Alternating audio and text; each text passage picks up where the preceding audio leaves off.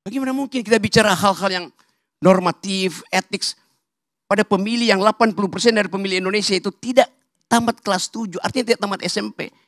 Mereka menunggu serangan fajar, mereka menunggu BLT.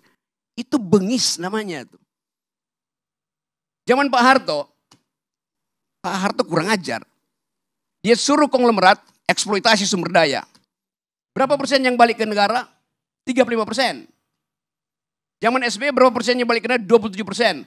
Zaman Jokowi berapa persennya balik ke negara? 6%. Itu bengis namanya tuh.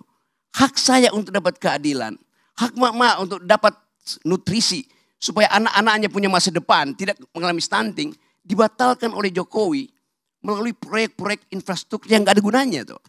Jadi kalau sekarang dengan berita buruk yang diterangkan oleh 5 orang ini, kita justru harus gembira. Karena memang itu yang kita duga dari awal. Oh, ini akan terjadi pemburukan. Karena 8 poin yang diterangkan oleh KMI berlaku sekarang. Memang, karena itu mahasiswa betul di end game itu memang sedang terjadi. Bukan karena voluntarisme kita. Tetapi faktor-faktor sosiologi bergerombol untuk memastikan bahwa Indonesia sedang berada di ujung kehancuran.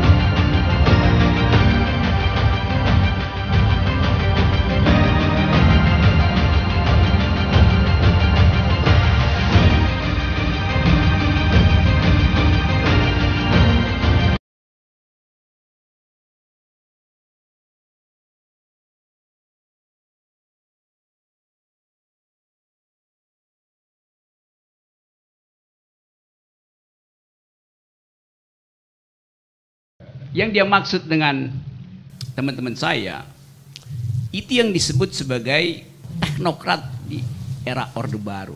Dan yang kemudian carry over ke dalam era reformasi itu. Itu yang dimaksud tuh. Kan itu disebut teman-teman saya, untung dia nggak bilang saya. Karena saya memang nggak ada di situ. Saya menghindar dari situ tuh. Satu paket di dalam sejarah yang memang mendominasi dunia waktu itu adalah pikiran-pikiran neoliberal. Tapi saya bukan neoliberal, I am a liberal.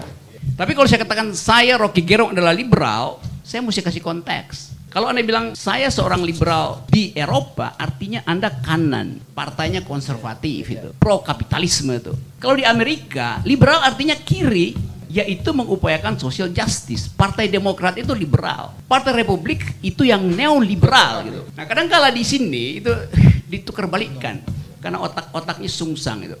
Karena itu yang sering mesti saya bikin klarifikasi. Jadi kita kagum bahwa Ihsanuddin Nursi punya pengetahuan komprehensif bukan sekedar tentang metodologi ekonomi, tapi sejarah ekonomi. Itu yang penting sebetulnya. Yang nggak diajarkan di Fakultas Ekonomi itu atau di FISIP. Mengerti asal usul dari neoliberalisme dari tahun 44 ketika diadakan sidang di yang kemudian menghasilkan Bretton Woods sampai sekarang soal Bitcoin, kita nggak bisa lihat ada perdebatan bermutu di talk show tuh. Karena buta huruf semua tentang sejarah ekonomi itu. Jadi ini yang membedakan antara kami dan mereka, KAMI dan mereka. Yes.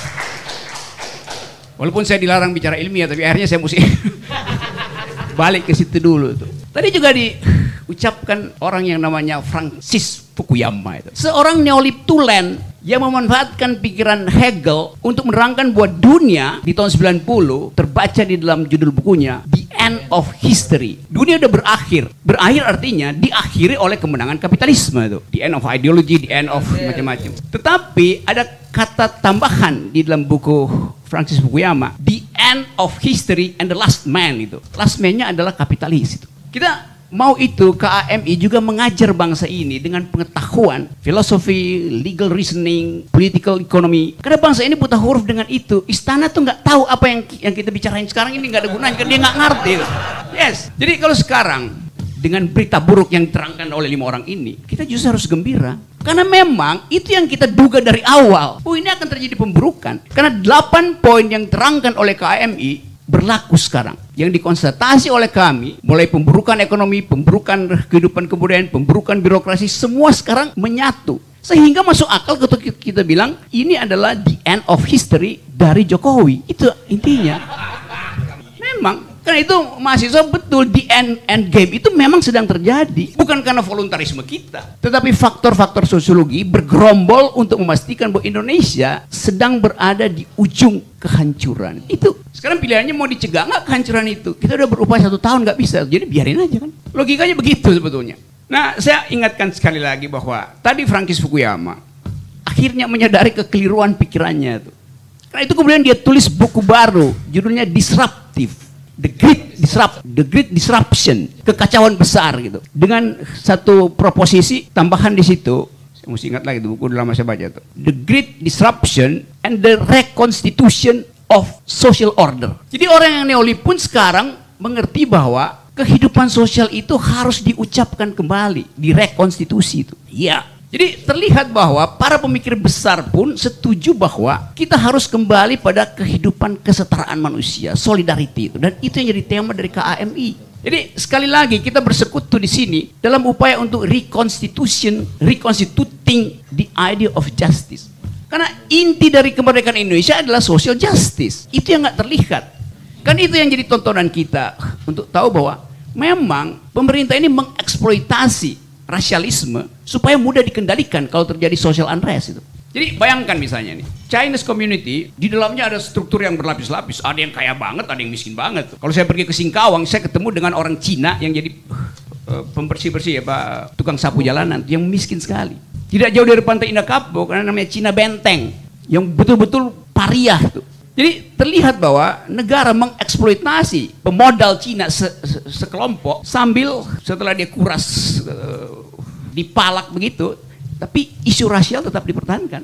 Karena itu cara untuk mengendalikan masyarakat. Hal yang biasa kita baca di dalam buku-buku political philosophy, di dalam upaya untuk memahami bahwa niat pemerintah sebetulnya adalah menghalangi persatuan supaya dia bisa kendalikan keadaan itu. Itu busuknya pemerintah yang diajarkan oleh Niccolo Machiavelli sampai siapa namanya tuh 1984,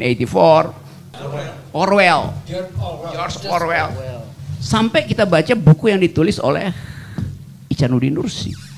Kalau kita bikin refleksi Indonesia hari ini, lepas dari soal kita mau konfrontasi, kita mesti katakan bahwa kepemimpinan hari ini kepemimpinan yang tidak dituntun oleh pikiran. Dia nggak ngerti apa yang sedang terjadi. Bahkan ditanya apa itu Taliban, apa itu Taliban? Dia knows nothing gitu. Karena akhirnya waktu kita ajukan proposal perubahan 1 tahun yang lalu, kita bilang ini adalah gerakan moral. Energi kita datang dari keprihatinan terhadap bangsa. Selama 1 tahun kita mesti lakukan reevaluasi dan bikin kondisi baru. Apa yang mesti kita soundbite kita, nama baru untuk keadaan ini apa? Kita mesti beri nama keadaan ini. Menuju end game kah? Pastinya begitu. Jadi saya lihat bahwa publik di bawah itu menunggu nama baru dari keadaan ini apa itu. Pemburukan, the beginning of the end. Dan nama itu hanya bisa diberikan oleh orang yang mampu melihat sejarah secara utuh gitu. KAMI bisa melihat sejarah secara utuh, karena itu KAMI bisa memberi nama apa yang sedang terjadi sekarang. Tidak cukup lagi kita katakan bahwa kami adalah gerakan moral, karena kita sudah upayakan itu. Artinya gerakan moral sebagai basis dari perkumpulan ini harus dinaikkan 1 derajat. Silahkan dijawab sekarang. Iya, supaya orang tahu bahwa moral dan perubahan mendasar itu satu nafas. Orang membutuhkan perubahan mendasar. Orang nggak peduli lagi dengan ya mau 3 periode gak segala sesuka-suka deh.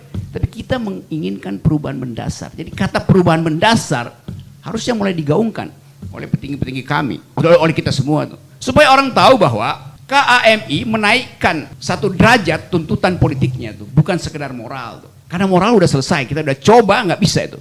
Bahkan lebih memburuk kan.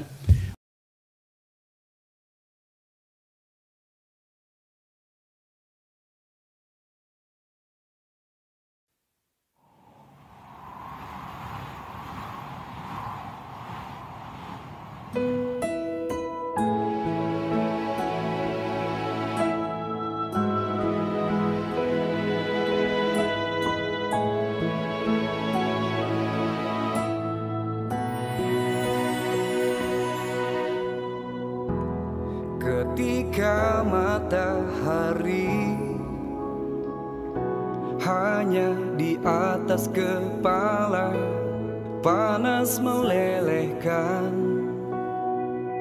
Padang yang luas, tak ada naungan, tapi Engkau pemimpin adil. Tuhan memberi kabar gembira. Setiap manusia adalah khalifah di muka bumi ini, tapi Engkau khalifah dari khalifah. Kau dinaungi, Kau diselamatkan. Oh, dari hari pembalasan Engkau bisa bawa mata air kebaikan bagi manusia.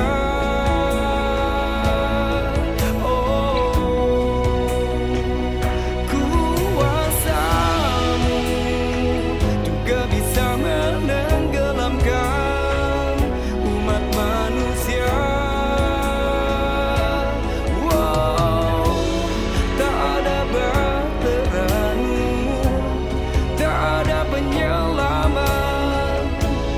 Maka adillah Kau pemimpin.